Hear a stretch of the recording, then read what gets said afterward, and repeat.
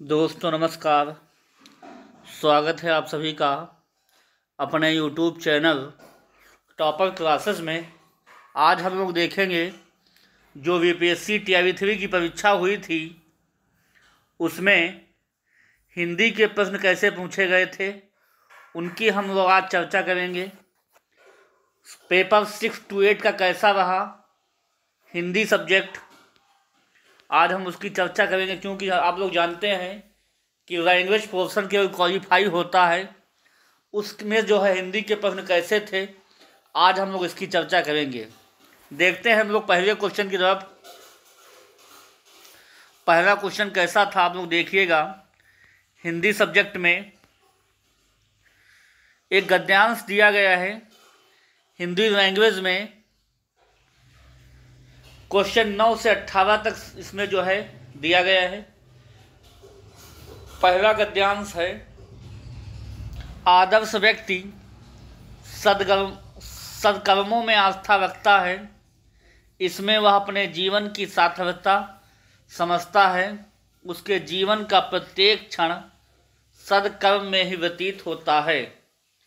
विश्राम और विनोद के लिए उसके पास निश्चित समय रहता है। वह यह शेष समय समाज के उत्थान में लगाता है। उसके जीवन में आलस्य के लिए कोई स्थान नहीं होता। विपत्तियों में भी वह अपने चरित्र का सच्चा परिचय देता है। धैर्य रूपी कुदाल में वह बड़े बड़े संकट रूपी पर्वतों को निर्मूल कर देता है। उसकी कार्य कुशलता देखकर लोग आश्चर्य विमोड़ हो जाते हैं। वह परिस्थितियों का दास नहीं होता, परिस्थितियां उसकी दासी होती हैं।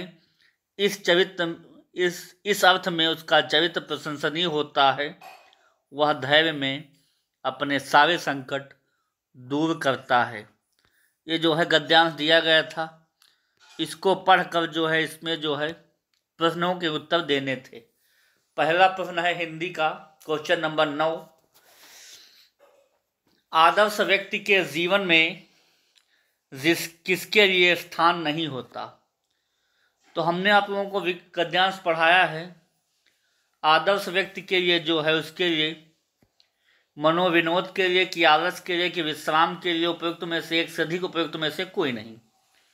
तो गद्यांश पढ़ने पर पता हमको चलता है कि आलस्य के लिए जो है कोई स्थान आदर्श व्यक्ति के जीवन में नहीं है।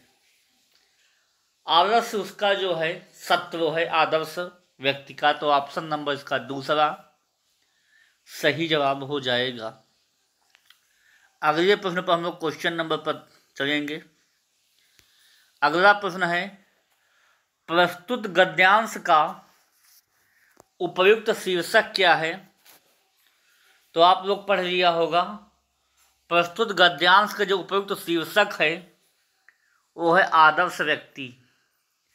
ऑप्शन नंबर इसका दूसरा सही जवाब हो जाएगा। अगले प्रश्न पर हम लोग बढ़ेंगे। अगला प्रश्न कैसा रहेगा देखिए आप लोग।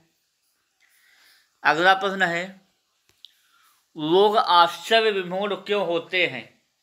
आदर्श व्यक्ति का साहस देखकर, कि आदर्श व्यक्ति की कार्य कुशलता देखकर, कि आदर्श व्यक्ति का ज्ञान देखकर, कि उपयुक्त में से एक से अधिक उपयुक्त में से कोई नहीं।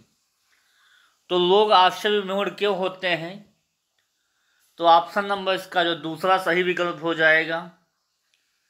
आदर्श व्यक्ति की कार्य कुशलता देखकर जो है लोग आश्चर्य विमोड़ होते हैं। विकल्प नंबर इसका दूसरा सही जवाब हो जाएगा। अगले प्रश्न पर हम लोग बढ़ेंगे। अगला प्रश्न है, आदर्श व्यक्ति किसमें आस्था रखता है। सद्व्यवहार में, कि प्रेम में, कि सद्कर्म में, कि उपयुक्त में से एक से अधिक उपयुक्त में से कोई नहीं। तो इसका विकल्प जो है तीसरा सद्कर्म हो जाएगा। ऑप्शन नंबर इसका तीसरा सही जवाब हो जाएगा। अगले प्रश्न पर हम लोग बढ़ेंगे, देखेंगे। अगला प्रश्न है, किस अर्थ में आदर्श व्यक्ति का चरित्र प्रशंसनीय होता है। वह ज्ञान से संकट को दूर करता है। वह बहादुरी से संकटों को सामना करता है। वह धैर्य से संकट को दूर करता है। या उपयुक्त में से एक से अधिक या उपयुक्त में से कोई नहीं। तो गद्यांश के पढ़ने पर जो है हम लोग निष्कर्ष निकल के आया है कि वह धैर्य से संकट को जो है दूर करता है। ऑप्शन नंबर इसका सी बहुत बेहतरीन जवाब हो जाएगा। देखिए आप लोग, वीपीएससी टीआईवी 3 तक परीक्षाएं हो चुकी हैं। अगली जो परीक्षा है वीपीएससी टीआईवी 4 रहेगी। अगर आप लोगों को अच्छी बेहतरीन अगर तैयारी करनी है तो आप लोग टॉपर क्लासेस से जुड़िए और अपनी तैयारी को बेहतरीन कीजिए। यहाँ मैथ, साइंस, पर्यावरण, हिंदी, जीके, जीएस की क्लास प्रोवाइड की जाती है विदाउट कॉस्ट, बिल्कुल मुफ्त में। और अपनी तैयारी को बेहतरीन करने के लिए चैनल से जुड़िए। चैनल को लाइक कीजिए, सब्सक्राइब कीजिए और अपने प्लीज जो साथी हैं उनको भी जोड़ने का प्रयास कीजिए। यहाँ पे अच्छे से अच्छे प्रश्न का कंटेंट दिया जाता है जो पुराने विगत परीक्षाओं में पूछे गए हैं और आगामी परीक्षाओं के अति महत्वपूर्ण साबित होंगे। चलते हैं हम लोग पहले अगले प्रश्नों की ओर।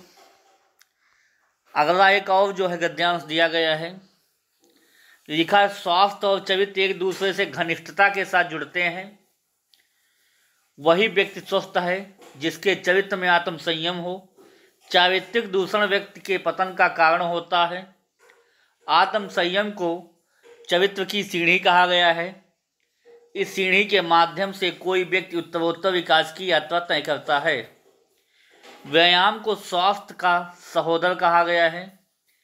यही किसी व्यक्ति की काया चित्त को निर्मल और नीरज रोग रहित बनाता है। चरित्र की रक्षा का अर्थ है काया और चित्त को विभिन्न दूषणों से मुक्त करना। तो जो है उपयुक्त गद्यांश 2 दिया गया है। इसके हम लोग प्रश्नों के जवाब देंगे। देखिएगा, पहला है प्रश्न, क्वेश्चन नंबर 14। विभिन्न दूषणों का मुक्त होने का अर्थ होता है चरित्र की रक्षा, की धन की रक्षा, की परिवार की रक्षा। नीचे के 2 उपयुक्त में से एक से अधिक, उपयुक्त में से कोई नहीं।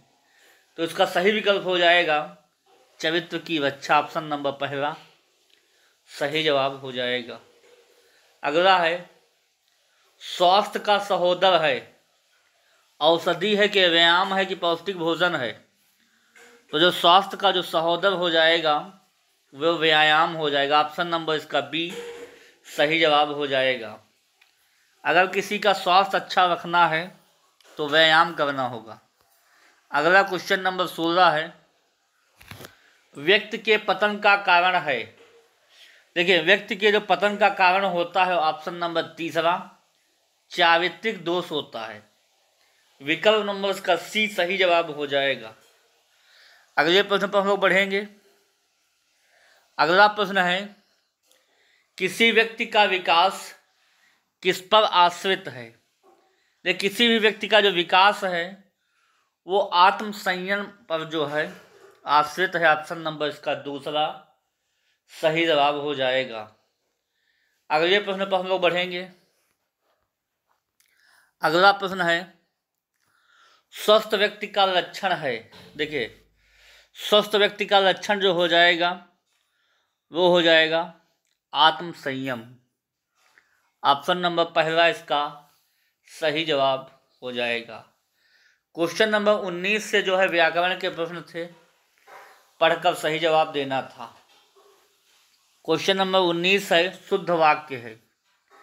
वह ने ही कहा था, ये बिल्कुल गलत वाक्य है। इसमें होना चाहिए था उसने ही कहा है। वह किताब लाया है, बिल्कुल सही वाक्य है।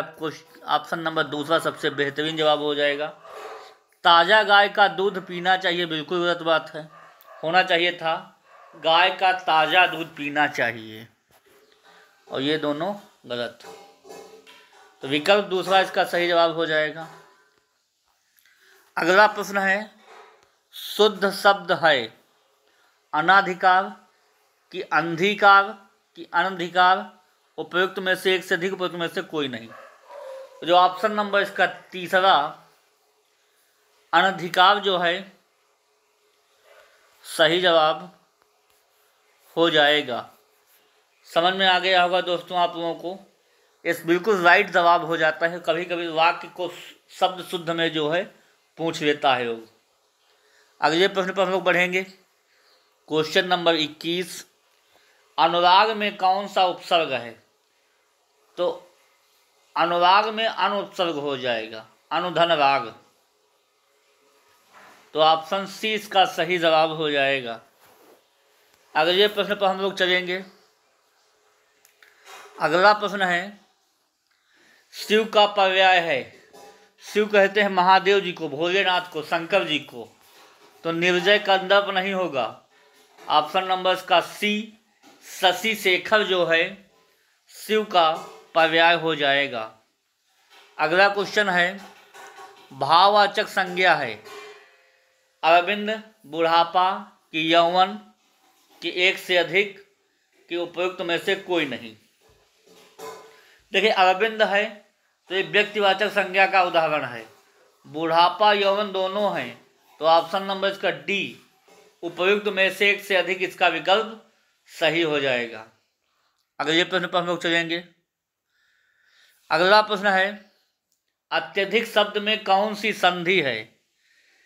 तो अत्यधिक में जो हो जाएगा अति धन अधिक हो जाएगा। और चूंकि हम लोग जानते हैं जहाँ पे आधा अक्षर कटा होता है वहाँ पे यण संधि हो जाती है। और यण संधि किसका जो है स्वर संधि के अंतर्गत जो है यण संधि आती है। क्योंकि स्वर संधि के कितने भेद होते हैं? 5 होते हैं। दीर्घ संधि, गुण संधि, वृद्धि संधि, यण संधि और अयाद संधि। अगला क्वेश्चन है, अंगूठा दिखाना।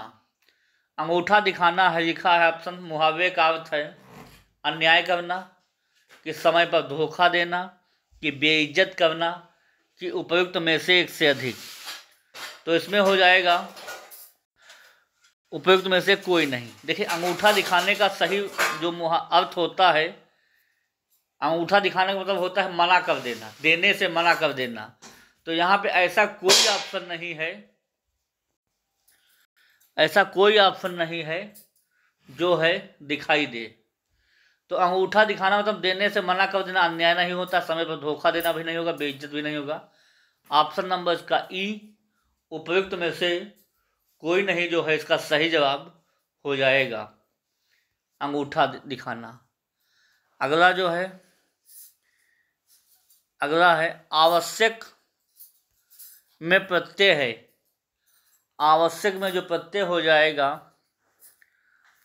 अवश्य धन अक हो जाता है आवश्यक। तो अक प्रत्यय हो जाता है। ऑप्शन नंबर इसका दूसरा सही जवाब हो जाएगा। अगला है कि सम्मुख का विपरीतार्थक है। तो सम्मुख का क्या हो जाएगा? विमुख हो जाएगा। ऑप्शन नंबर इसका पहला सही जवाब हो जाएगा। अगले प्रश्न पर हम लोग चलेंगे। अगला प्रश्न है, श्याम सुंदर में समास है। तो इसका विग्रह हो जाएगा श्याम है जो सुंदर। श्याम है जो सुंदर। जो श्याम हो जाएगा विशेष से हो जाएगा और सुंदर जो है विशेषण हो जाएगा। तो जहाँ पे विशेषण और विशेष दोनों आ जाएं वहाँ पे कर्मधारय समास हो जाता है। ये ऐसे प्रश्न हैं जो सक्षमता परीक्षा हो, चाहे बीपीएससी टीआई 4 हो, कोई भी कंपटीशन हो जहाँ आपको हिंदी देखने को मिलती है, उन सभी परीक्षाओं के लिए अति महत्वपूर्ण है। एक बार जरूर देख के जाइएगा, कोई ना कोई प्रश्न आपको जरूर देखने को मिलेगा।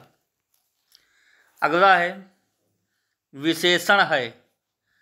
जीवंत में है कि जीवनी में है कि जीवंतता में एक से अधिक है, उपयुक्त में से कोई नहीं। तो जो विशेषण है वो जीवंत में जो है विशेषण हो जाएगा। ऑप्शन पहला इसका सही जवाब हो जाएगा। अगला प्रश्न चलिए। अगला अंतिम प्रश्न रहेगा हिंदी भाषा का, तत्सम शब्द है। मुल्क है कि प्रकृति है कि दवा है कि एक से अधिक हैं कि उपयुक्त में कोई नहीं। तो देखिए जो प्रकृत शब्द है वो अपने आप में जो है तत्सम है, जो मुल्क है वो तद्भव शब्द है। कैसा है? तद्भव शब्द है। तो प्रकृति जो है तत्सम शब्द के अंतर्गत आता है, तो ऑप्शन इसका बी सही हो जाएगा। तत्सम शब्द वे होते हैं जो संस्कृत भाषा से आए हैं और ज्यों का त्यों इस्तेमाल होते हैं। तो दोस्तों कुछ हिंदी भाषा के प्रश्न थे जिनका विश्लेषण समाप्त होता है। अगली क्लास में इसके जो बचे हुए प्रश्न हैं मैं उसकी सीरीज लेकर आऊँगा। तब तक के लिए वाणी को विराम। ओके, धन्यवाद, थैंक यू, गुड नाइट।